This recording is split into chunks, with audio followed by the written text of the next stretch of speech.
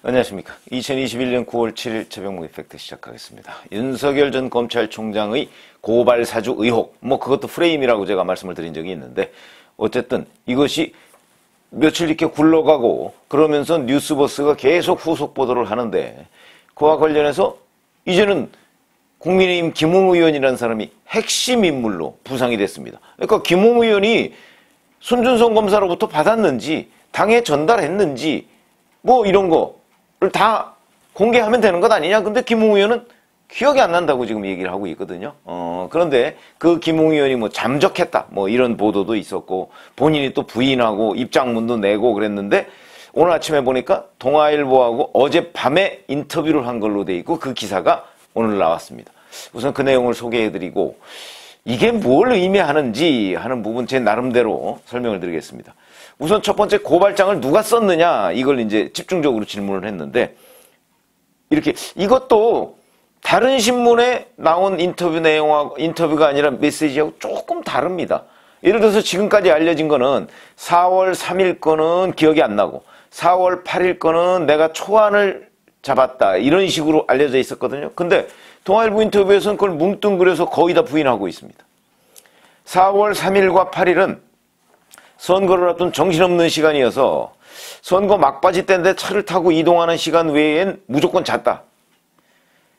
나한테 그 당시에 수많은 자료가 왔는데 내가 그 바쁜 와중에 적절 부적절 그거 봐가면서 그런 판단을 했겠나. 고발장을 내가 썼는지 전혀 기억이 안 나고 그것을 당에 전달한 것도 기억이 안 난다. 오히려 지금보다도 후퇴한 듯한 발언을 했습니다. 기존 입장에서. 전혀 3일 것도 기억이 안 나고 8일 것도 기억이 안 난다. 그리고 뉴스버스에 처음 뉴스버스가 그 전화통화를 해서 반론 요구를 했을 때 그게 뉴스버스는 9월 2일 거만 이제 짜깁기 해서 보도를 했다 하는 게 김웅 의원의 주장이고요. 근데 9월 1일 거를 어제 그 윤석열 캠프의 장제원 실장이 법사위원회에서 공개를 했습니다. 거기에 보면 김건희와 관련 없다. 또 이런 얘기가 있고요. 그런데 그러면 도대체 뭐냐? 그때 김웅 의원은 계속 뉴스버스가 자기들한테 유리한 내용만 짜깁기 해서 보도를 했다. 이렇게 지금 주장을 하고 있는데 어쨌든 간에 어젯밤은 동아일보 인터뷰는 아무래도 좀 그동안 며칠 동안 보도가 있는 것을 정리해서 본인이 얘기했을 테니까 그런 걸 보면 여하튼 고발장 3일 거든 8일 거든 자기가 썼는지 전혀 기억이 안 난다. 이런 얘기입니다. 그리고 증거도 없다. 이런 얘기고 그 다음에 제보를 당에 전달했느냐 하는 문제도 제보는 이건 또 일반론으로 얘기합니다. 그러니까 이것도 기억이 없다의 연장선상에 있습니다. 제보는 항상 당에 전달해왔기 때문에 의혹이 조작이 아니라면 내가 한 게 맞을 것이다. 그러니까 이거는 이 고발장을 당에 전달했느냐가 아니고 자기는 뭐든 간에 제보가 있으면 당에 전달한다. 근데 뉴스버스가 보도한 게 사실이라면 그것도 전달됐겠지. 이제 이런 톤입니다. 그러니까 기억이 안 난다는 전제하에 지금 또 왔으면 전달했을 것이다. 가정법이죠. 그러니까 이것도 의미 없는 주장이 돼버리고요. 그 다음에 이렇게 돼 있습니다. 뉴스버스가 공개한 휴대폰 캡처 화면 이거 있었죠. 그게 다 사실이라면 내가 손검사에게서 받아서 보낸 것이겠죠. 그런데 손검사는 아니라고 합니다. 그러니 나는 증거를 제시할 수도 없고 그러니 윤 전 총장 측에서는 비겁하다고 얘기를 하고 있는데 내가 증거도 없는데 뭐라고 얘기를 할 수가 있겠습니까? 이런 톤입니다. 글쎄 정말 모르는가? 저는 모를 수 있다고 생각을 합니다. 왜냐하면 4월 3일이면 정신이 없을 때거든요. 자기 선거 때문에. 그래서 정말 모르거나 기억이 없을 수도 있고 이 사람 말이 맞을 수도 있는데 글쎄 그래도 이 중요한 거를 제목이라도 봤다면 차라리 전달 안 하고 이거 나중에 선거 끝나고 검토해서 해야 되겠다 이렇게 생각을 하지 않았을까. 순간 그 생각이 들지 않았을까 하는 그 판단인데 그건 지금처럼 선거 다 끝나고 뺏짓한 뒤에 이제 판단이고 그 당시로서는 그럴 수도 있었겠다. 전 그렇게 생각을 합니다. 그런데 어찌됐든 간에 그걸 누가 믿어줘야죠. 지금 안 믿어주고 있는 상황입니까? 기억이 없다는 사람을 상대로 해서 계속 당신이 정직하게 얘기하라 이렇게 얘기하면 참 김웅 의원도 만약에 사실대로 얘기했는데 이렇다고 그러면 미칠 지경인 거죠. 그래서 그거는 우리가 단정할 수가 없다. 그런데 또 이거는 굉장히 의미심장한 대목입니다. 의혹을 누가 제보했느냐 이거를. 그러니까 뉴스버스에 누가 제보했느냐. 그랬더니 이렇게 얘기합니다. 나는 제보자가 누군지 안다. 안다. 그러니까 그러면서 그 당시 내가 소통했던 사람은 한 사람밖에 없기 때문이다. 그러니까 무슨 얘기냐면 당 관계자, 법률지원단인 것으로 지금 알려져 있는데 그 관계자 한 사람하고만 자기는 소통을 했기 때문에 그 사람이 제보했겠지라는 겁니다. 그런데 그 다음 말이 더 그 사람이 밝혀지는 순간 어떤 세력인지 알게 된다 이렇게 얘기했어요. 어떤 세력인지 알게 된다. 자, 이게 무엇을 의미하는 것일까요? 그러면 그 사람이 여권 사람이다? 내지는 여권과 연결된 사람이다? 글쎄 그런 뜻인가? 아니면 현재 캠프가 여러 개 구성되어 있으니까 경선 주자들 그중 어느 팀에 가 있다는 뜻인가? 그러니까 이제 예를 들어서 자기가 전달을 했는데 전달한 걸 가지고 있다가 그걸 뉴스버스 기자한테 제보를 했는데 그 제보의 의도는 결국 윤석열 전 총장을 또는 검찰 측을 검찰 측을 이제 헐뜯거나 아니면 비방하거나 하려고 한다면 그게 곧 윤석열 전 총장을 음해하는 그런 일이 되겠죠. 그걸 위해서 이 사람이 했다? 근데 이 사람이 지금 어느 캠프에 가 있다? 이런 뜻인가? 여권과 연결됐다는 뜻인가? 캠프에 가 있다? 이건 단정할 수는 없지만 전후 동아일보 인터뷰 내용의 맥락을 살펴보면 저는 이거는 당내 어느 캠프에 가 있다는 것으로 보입니다. 자, 이 제보자가 과연 밝혀질까요? 글쎄요, 이 기사를 썼던 뉴스버스의 기자는 시간이 지나면 자연스럽게 밝혀질 것이다 라고 얘기를 했습니다.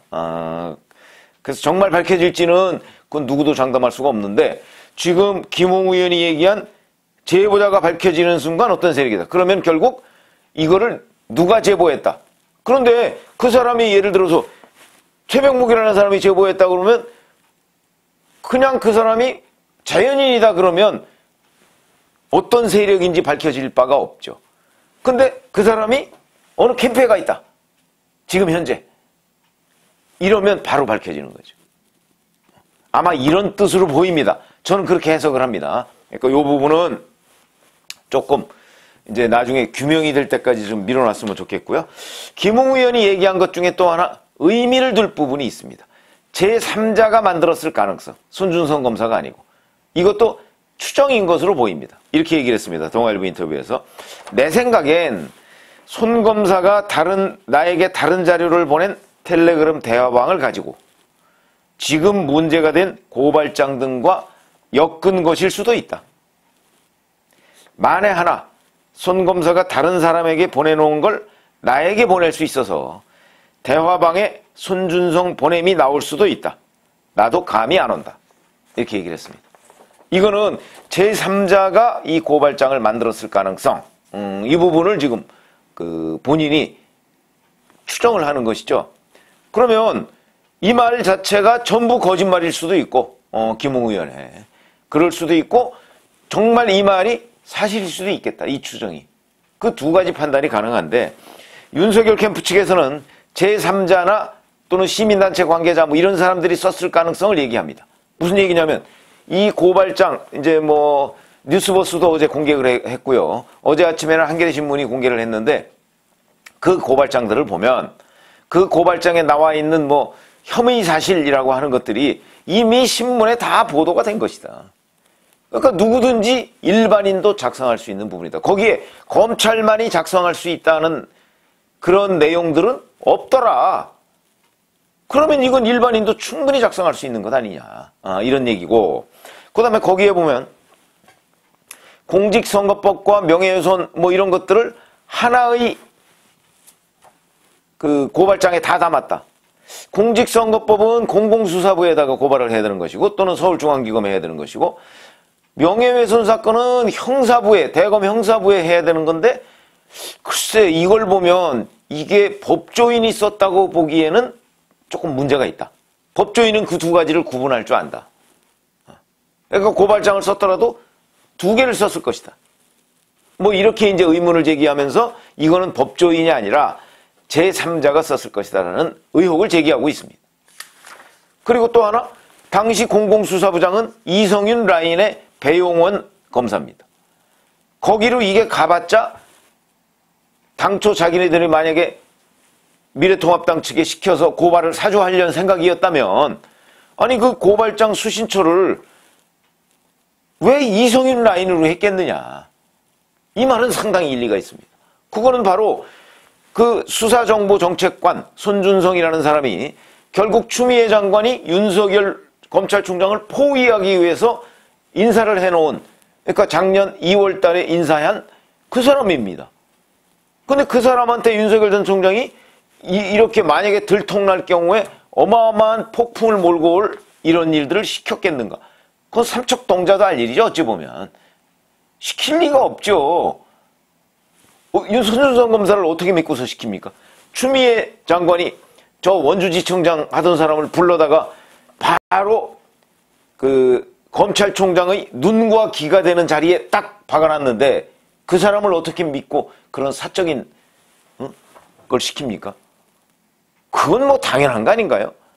그 부분을 지금 박범계 법무부 장관은 그 핵심 그 이상이다 이렇게 주장을 합니다. 그거야. 아니 그러면 추미애 전 장관이 작년 2월 달에 윤석열 검찰총장의 핵심 그 이상인 검사를 일부러 윤석열 검찰총장 핵심에 붙여놨다? 말이 안 되는 거죠. 그건 말이 안 되는 겁니다. 그리고 실제 손준성 검사 경력을 보면 특수통 검사였던 적이 없습니다. 그렇기 때문에 윤석열 사단이라고 할 이유는 전혀 없고, 물론 그 윤석열 총장이 서울중앙지검장 시절에 형사 7부장으로 근무를 했으니까 모르지야 않죠. 검사 중에서는요 서로 같은 그 검찰청에 한 번도 근무 안 하고 퇴직하는 경우도 있습니다. 그건 뭐 전국의 검찰청이 워낙 많다 보니까. 근데 이렇게 근무한 적은 있습니다. 그러나 특수통인 윤석열 검찰총장이 중앙지검장 시절에 형사 7부장 그냥 후배고 이제 본인의 부하고 얼굴 알고 뭐 이런 정도일까라는 것이 많은 사람들의 주장이고, 근데 그 이후에 총장과 수사정보정책관, 이거는 이 직책만 보면 엄청난 측근인 건 맞습니다. 그런데 윤석열과 추미애가 인사한 손준성이라는 사람을 대입해서 보면 손준성은 윤석열의 감시조의 일원이었던 거죠. 추미애 장관이 보낸. 그런데 실질적으로는 뭐 감시를 했는지 아니면 나중에 감시하다 보니까 윤 전 총장의 오히려 동조적이 됐는지 그거는 알 수가 없는 건데, 알 수가 없지만 어쨌든 간에 2월 달에 추미애 장관이 인사를 해서 거기에 갖다 놨고, 이 사건은 그로부터 2달 뒤에 있었던 4월 3일 사건입니다. 그렇기 때문에 손준성을 윤석열 최측근이라고 하는 전제는 말이 안 된다. 2달 만에 손준성 검사가 변신했다? 그렇게 보기는 보통 어렵죠. 자, 그런 것이고, 근데 변신했다면 그 다음에 당연히 바뀌었어야 되겠죠. 저 추미애 장관의 인사에서. 근데 유임이 됐습니다. 그러면 그때까지는 8월까지는 변신을 안 했다고 보는 것이 합리적인 분석 아니겠습니까? 그런 얘기고요. 자, 그래서 제3자가 썼을 가능성. 자, 이 부분에 대한 저희 판단을 말씀드리면 저는 제3자가 썼을 가능성 높지 않다고 봅니다. 이거는 일단 뉴스버스가 이리저리 뭐 여튼 휴대폰 캡처 화면 뭐 이런 것들을 공개했기 때문에 그게 조작됐을 가능성 없지는 않겠죠. 그러나 뭐 저는 그거는 조작됐을 가능성이 크지 않다. 그러니까 손준성이 보내고 그 다음에 김웅이 그걸 받아서 당에 전달한 것, 여기까지는 맞을 가능성이 높다. 근데 김웅 의원이 지금 기억을 못하는 거죠. 기억 못하는 거 맞을 수 있다. 선거 직전이기 때문에. 그럴 수 있다. 그리고 또 하나의 가능성을 본다면 김웅 의원 본인이 쓰고 손준성 검사한테 보내서 좀 검토를 부탁해서, 왜냐하면 자기가 워낙 바쁘니까 그래서 손준성 검사가 검토를 하고 다시 되돌려왔을 가능성. 이것도 있다. 그런 것이고요. 그래서 제가 오늘 말씀드리는 내용은 두 가지입니다. 자, 이 의혹을 그 기자한테, 뉴스버스 기자한테 제보한 인물, 이 사람이 드러나면 어떤 세력이 윤석열을 음해하려고 했는가 하는 게 드러난다는 김웅 의원의 주장. 이게 상당히 의미가 있다는 거 하고, 그 다음에 두 번째는 제3자가 썼을 가능성. 저는 높지 않게 보지만 또 묘하게 윤석열 캠프 주장과 김웅 의원의 추정, 이게 일치하는 대목이다, 여기가. 그래서 이 부분도 들여다볼 필요가 있는데, 사실은 손준성 검사가 그 킥스라고 하는, 그러니까 판결문, 그 들어가는 사이트에 들어가 봤는지 안 들어가 봤는지, 이거는요, 1시간이면 나옵니다. 그런데 지금 대검 한동수 감찰부에서 감찰을 시작했다고 한 지가 며칠이 지났는데 안 나오죠. 그런 거 보면 또 대검에서 일부러 시간을 끄는 것 같은 생각이 듭니다. 뭐냐? 이 사건이 자꾸 일파만파로 굴러가서 윤석열 전 검찰총장한테 타격을 줄 때까지, 근데 자기네들은 들여다봤을 거거든요. 들여다봤는데 손준성 검사가 만약에 킥스에 접근한 게, 로그인한 게 드러났다 그러면 이건 손준성이 썼다, 벌써 발표했을 사람들입니다. 근데 발표를 못하고 있지 않습니까? 그런 거 보면 손준성 검사가 그 킥스에 들어가서 판결문을 다운로드 받은 거는 사실이 아닌가? 그러면 또 손준성 검사가 안 썼을 가능성도 있는 이런 상황인데, 여하튼 시간 끌기를 하는 것으로 보이고요. 여하튼 제3자의 고발장 작성 가능성, 이게 지금 김웅 의원의 추정으로 윤석열 캠프의 주장으로 나왔다 하는 부분도 매우 주목되는 대목이고, 이 부분을 제가 근데 왜 제가 어떻게 알겠습니까, 이거를. 여러 본인들의 설명과 이걸 해서 추정하면, 저는 하여튼 현재까지는 손준성 검사가 거짓을 얘기했을 가능성이 더 높지 않은가. 그러나 제3자가 썼을 가능성도 배제할 수는 없다. 어찌됐든 간에 뉴스버스의 기사는 상당히 윤석열 쪽으로 몰고 가고 있는데 증거는 못 내놓고 있다. 이런 말씀을 드립니다. 감사합니다.